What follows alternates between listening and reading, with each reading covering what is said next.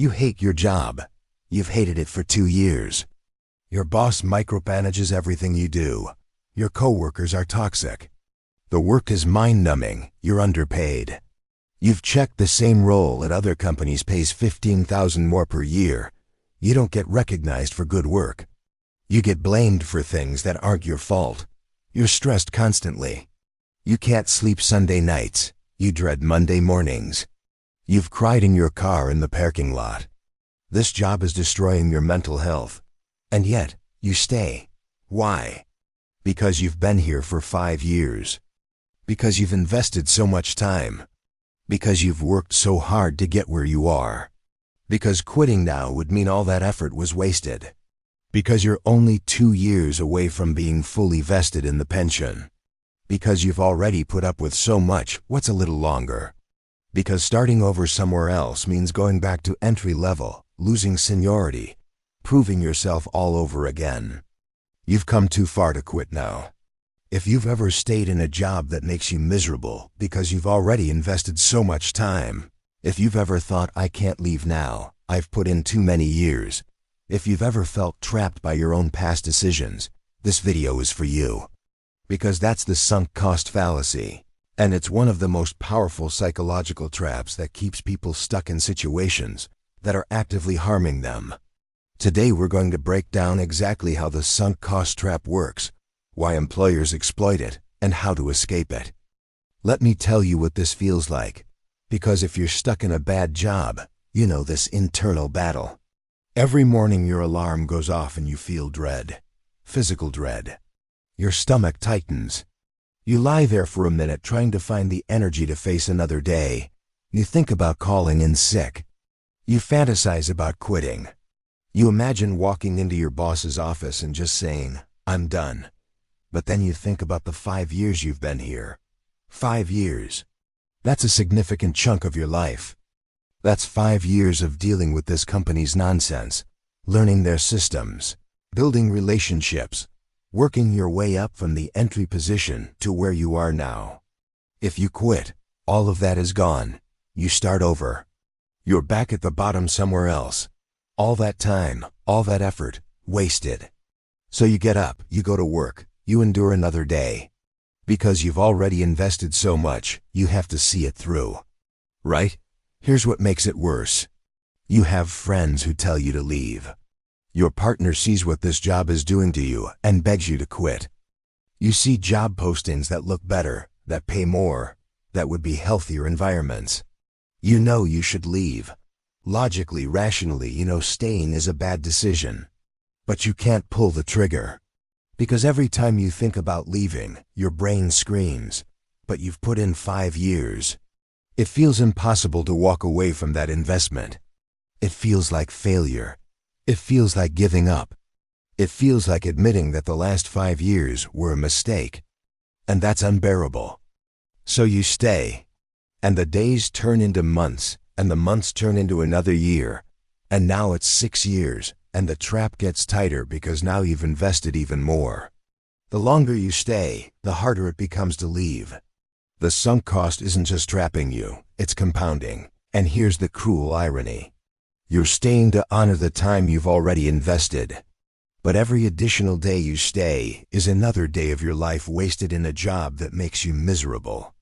You're throwing good time after bad. You're sacrificing your future to justify your past. The 5 years you've already given are gone. You can't get them back whether you stay or leave, but you can save the next 5 years. You can stop the bleeding. But instead, you're choosing to bleed for 5 more years because you already bled for 5. It makes no sense when you say it out loud, but it feels completely logical when you're in it. That's the sunk cost fallacy. That's the trap. Let me show you the math, because once you see the numbers, the trap becomes visible. Let's say you've been at your current job for 5 years. You're making $50,000 per year. You're miserable. You've seen job postings for similar roles at other companies, paying $65,000. That's $15,000 more per year. You're underpaid by $15,000. But you stay because of your 5 years of seniority, your upcoming pension vesting, your accumulated sick days, whatever the sunk cost is. Let's calculate what staying costs you. If you stay one more year instead of switching to the $65,000 job, you lose $15,000 in income that year. If you stay 2 more years, you lose $30,000. 5 more years, $75,000 in lost income. But it's not just lost income. It's also lost investment opportunity. If you'd switch jobs and invested that extra $15,000 per year at 7% returns, over 10 years that's $207,000. You're not just losing the $15,000 per year. You're losing the compounded growth of that money. Now let's add the mental health cost. You're miserable. You're stressed. You're not sleeping well. Chronic stress leads to health problems. High blood pressure, heart disease, depression, anxiety, substance abuse. Let's say over the next 5 years, your health deteriorates because of job stress. You develop high blood pressure. You need medication.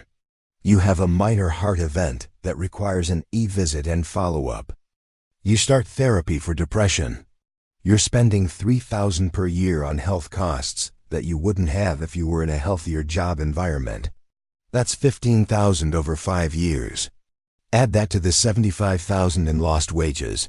You're at $90,000 over 5 years. And we haven't even counted the opportunity cost of career growth. If you'd switched to a better company, you might have gotten promoted faster, learned new skills, built better networks. That has long-term career value that's hard to quantify, but very real. Now let's look at what you think you're protecting by staying. You've got 5 years of seniority. What does that get you? Maybe an extra week of vacation. Maybe some job security if there are layoffs, though that's not guaranteed. Let's value the extra vacation at $2,000 per year, being generous. Over 5 more years, that's $10,000 in value. You're staying for $10,000 of benefit while losing $90,000 in income and health costs. The math is clear. Staying is a terrible financial decision. But the sunk cost fallacy makes it feel like the right decision. Because the $10,000 in seniority benefits is tangible and certain. The $90,000 in costs is diffuse and uncertain. Your brain weights the known small benefit more heavily than the unknown large cost. So you stay. Let's talk about the pension vesting specifically, because this is a common sunk cost trap. You're told you'll be fully vested in the pension in 2 more years. If you leave before then, you lose the employer contributions to your pension. Let's say that's worth $30,000. So you think, I just need to stick it out 2 more years, then I'll leave. But here's the math. Over those 2 years, you're losing $15,000 per year in wages by staying at the lower paying job. That's $30,000 in lost wages. The pension vesting is worth $30,000. You're breaking even on paper. But you're also enduring 2 more years of a job that makes you miserable, 2 more years of health decline, 2 more years of lost career opportunities. And realistically, when you hit the 2-year mark and you're vested, will you actually leave? Or will there be a new reason to stay, a new sunk cost? The pension is now vested, you don't want to leave it behind. Or you're close to a promotion, or whatever, the goalposts move. The 2 years becomes 5 years becomes 10 years. The sunk cost trap doesn't release you. It just adds new sunk costs. Here's the economic concept. Sunk costs are costs that have already been incurred and cannot be recovered. The 5 years you've spent at your job are a sunk cost. That time is gone. You can't get it back whether you stay or leave. Rational decision-making says you should ignore sunk costs. You should evaluate your options based only on future costs and benefits. Should I stay or should I leave?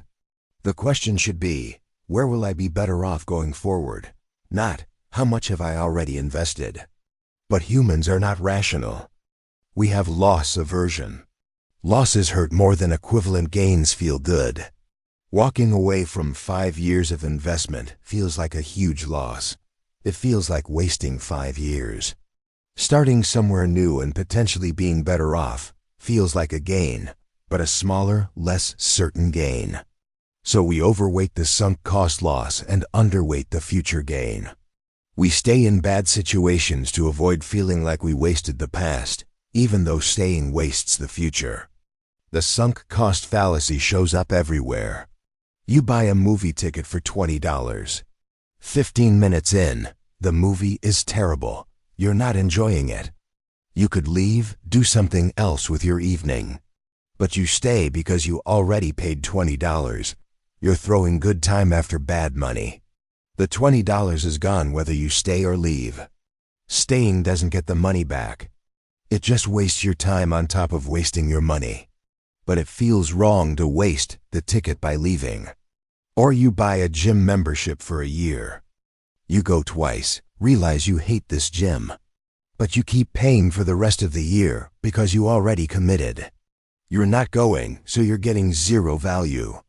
But canceling feels like admitting the purchase was a mistake.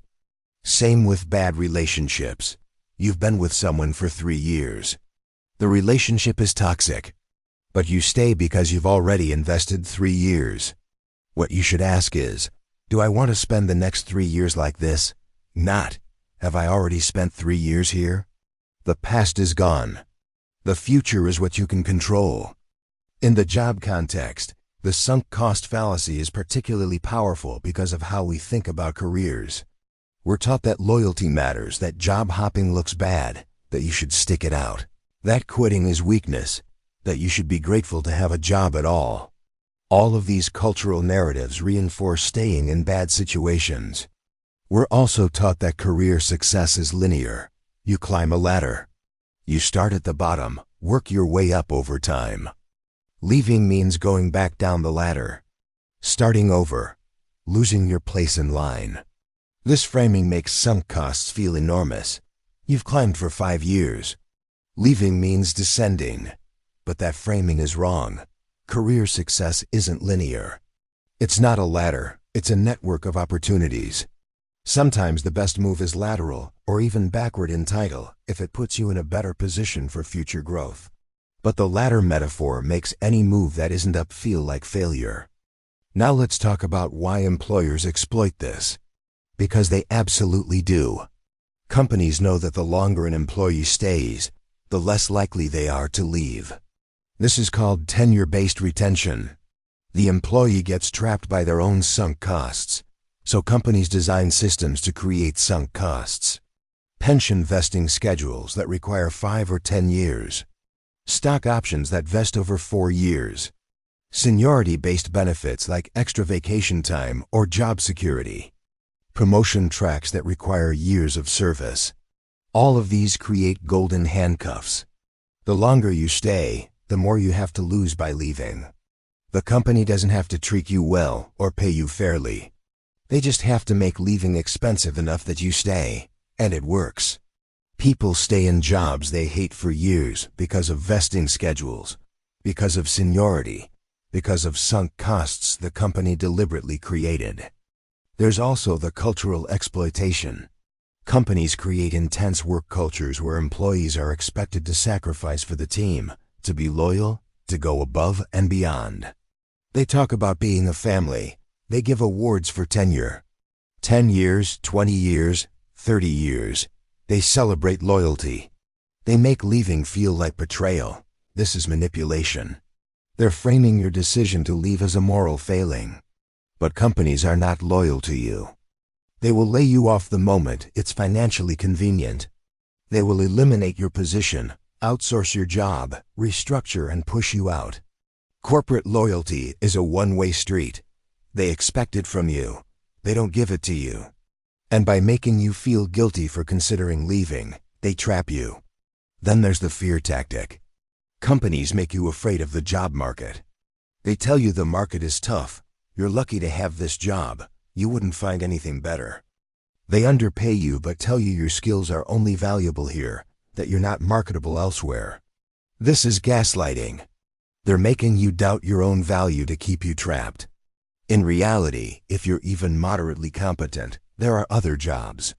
Maybe not perfect jobs, but probably better than the one that's making you miserable. But the company benefits from you believing you have no options. So they foster that belief. They make you feel like leaving is risky, staying is safe. The opposite is usually true. Staying in a job that underpays you and harms your health is the risky choice. Leaving for something better is the safe choice. There's also the sunk cost of learning and expertise. You've spent years learning this company's systems, their processes, their culture, their products. You're an expert in how this specific company works. If you leave, that expertise is worthless. You have to start over learning a new company's systems. This feels like a huge waste. But that expertise is actually not valuable. It's company-specific knowledge. It's not transferable. You're not building career capital. You're building company capital. And company capital only benefits the company. If you get laid off, all that company-specific expertise evaporates. It's worthless in the job market. What's valuable is transferable skills. Skills you can take anywhere. And often, you build those better by working at multiple companies, seeing different systems, learning different approaches. Staying at one company for years makes you less marketable, not more. The sunk cost of company-specific expertise is actually a liability, not an asset. Then there's the social sunk cost.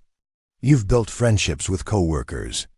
You've integrated into the social fabric of the workplace. Leaving means losing that community. Starting over socially, that feels hard. But here's the reality. Work friendships are often shallow and contingent. They exist because you're in proximity. When you leave, most of those relationships fade. You'll keep in touch with one or two people. The rest disappear, and that's okay. You'll make new friends at the new job. Social sunk costs feel big, but they're usually smaller than you think. And if a friendship is real and valuable, it'll survive your job change. If it doesn't survive, it wasn't as deep as you thought. There's also the identity trap. You've built your identity around this job. You're the marketing person at this company. You're the engineer on this team. Your identity is tied to your role and your employer. Leaving feels like losing yourself. Who are you if you're not this? But your identity should not be your job. Your job is what you do. It's not who you are. Tying your identity to your employer is dangerous because employers can take that away at any moment. They can fire you, lay you off, eliminate your position. And then who are you? You're whoever you've always been. Your skills, your values, your relationships, your interests. Those are your identity, not your job title. Letting go of the job-based identity is liberating. You're not abandoning yourself by leaving. You're freeing yourself. Let's talk about the system that creates this trap. Because sunk cost fallacies in employment don't happen in a vacuum. They're the result of specific labor market structures and cultural norms. First, the decline of job security. In previous generations, companies offered real job security in exchange for loyalty. You stayed with one company your whole career. They took care of you. That social contract is dead. Companies offer no security, but they still expect loyalty. You're taking all the risk and getting none of the benefit, but the cultural expectation of loyalty persists. So you feel obligated to stay even though the company has no obligation to keep you. Second, the opacity of the job market. You don't know what you're worth. You don't know what other companies pay for your role. Salary transparency is rare. So you can't easily evaluate whether you're underpaid. This information asymmetry benefits employers. They know what the market pays. You don't. So you stay in an underpaying job because you don't know you're being underpaid. If salaries were public and transparent, people would leave bad jobs faster because they'd see concrete evidence of better options. Third, the growth of non-compete agreements and other barriers to mobility. Some employers make you sign contracts that prevent you from working for competitors or in the same industry if you leave. These are often unenforceable, but they scare employees into staying. Even if you could legally leave and work elsewhere, the threat of being sued is enough to trap you. Companies use legal mechanisms to create artificial sunk costs. You can't leave because you've signed away your future mobility. This should be illegal everywhere, but it's still common. Fourth, healthcare tied to employment. In the US, most people get health insurance through their employer. Leaving your job means losing your insurance, at least temporarily. If you have health issues, if you have a family, if you're on medication, losing insurance is terrifying. So you stay in a job you hate because you can't risk losing coverage. This is a sunk cost trap created by policy. In countries with universal health care, people have much more job mobility because leaving doesn't mean losing health care. Tying health insurance to employment is a form of social control that keeps workers trapped. Fifth, the student debt trap. If you have significant student loans, you need stable income to make payments. Leaving a job for a risky, but potentially better opportunity feels impossible when you have loan payments due every month. The debt creates a sunk cost where you feel like you have to stay in stable employment, even if it's bad employment. This is especially true for jobs with loan forgiveness programs. Public service loan forgiveness requires 10 years of payments. If you're 7 years in and you leave public service, you lose the forgiveness. That's a massive sunk cost. You're trapped for the full 10 years, even if the job is terrible. So what are you supposed to do? How do you escape the sunk cost trap? First, recognize it. When you're thinking about leaving your job and you hear yourself say, "But I've already put in 5 years," that's the sunk cost fallacy. Catch it. Name it. The 5 years are gone. They're irrelevant to the decision of what to do next. Ask yourself, if I were starting my career over today, knowing what I know about this job, would I choose to work here? If the answer is no, you should leave. The fact that you've already worked there for 5 years doesn't change the answer. Second, reframe how you think about the time you've invested. It's not wasted if you leave. You learned things. You built skills. You earned money. You gained experience. That all has value. Leaving doesn't erase that. What would be waste is staying longer in a situation that's harmful. The past 5 years are done. It can't be changed, but the next 5 years are yours to decide. Do you want to spend them here or somewhere else? Make that decision based on the future, not the past. Third, do the actual math. Write it down. What are you giving up by staying? Lost income, lost career growth, lost health, lost time. What are you protecting by staying? Seniority, vesting, specific benefits. Put numbers on both sides. Be realistic. Usually, the costs of staying far outweigh the benefits. Seeing it in black and white makes the decision clearer. The sunk cost fallacy thrives in vagueness. Make it concrete, and it loses power. Fourth, set a timeline and stick to it. If you're staying for a specific reason like pension vesting, set a hard deadline. I will stay until I'm vested, then I'm leaving regardless. Write it down. Tell someone. Make it real. And when the deadline arrives, leave.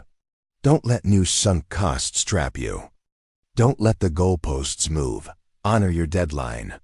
This prevents the trap from extending indefinitely. Fifth, start looking for other jobs now. You don't have to quit immediately. But start exploring options. Update your resume. Talk to recruiters. Apply to positions. See what's out there. Often, the act of looking makes you realize there are good alternatives. The sunk cost trap feels powerful when you think you have no options. When you see that you do have options, the trap weakens. And if you get an offer, you have a concrete choice to evaluate. Stay here or take this offer. That's much easier to decide than stay here or vague possibilities elsewhere. Sixth, talk to people who left. If you know people who used to work at your company and left, ask them about it. How do they feel about leaving? Do they regret it? Usually people who leave bad jobs are much happier. Hearing their stories can give you permission to leave. It makes it real. It shows that leaving is possible and survivable, and often wonderful. Seventh, invest in your general skills and marketability. The best way to escape the sunk cost trap is to have options. Build skills that transfer across companies and industries. Network outside your current employer. Make yourself valuable in the broader job market, not just within your company. The more marketable you are, the less trapped you feel. And the easier it becomes to leave, because you know you can land somewhere else. 8th, challenge the narratives that keep you trapped. Question whether loyalty to a company makes sense when the company is not loyal to you. Question whether starting over is really as bad as you think. Question whether the career ladder metaphor is even accurate. Often, the stories we tell ourselves about work are just stories. They're not truth. Interrogate them.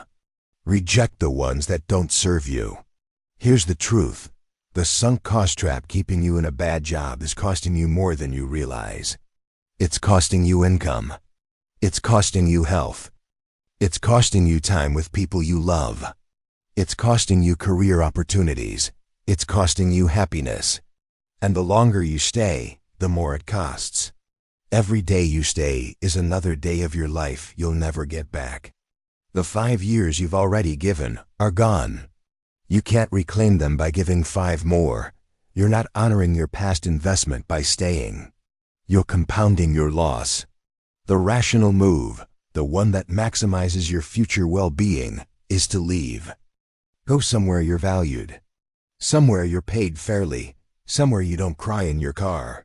Somewhere that doesn't steal your health and your happiness. The sunk cost is a trap.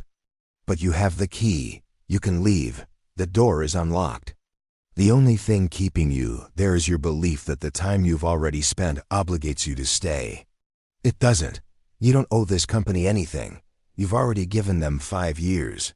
They've taken enough. Stop the bleeding. Save your future. Leave, because the best time to leave a bad job was 5 years ago. The second best time is today. Don't let the sunk cost fallacy steal another day of your life. You deserve better. And better exists. You just have to be willing to walk away from what's already gone to get it.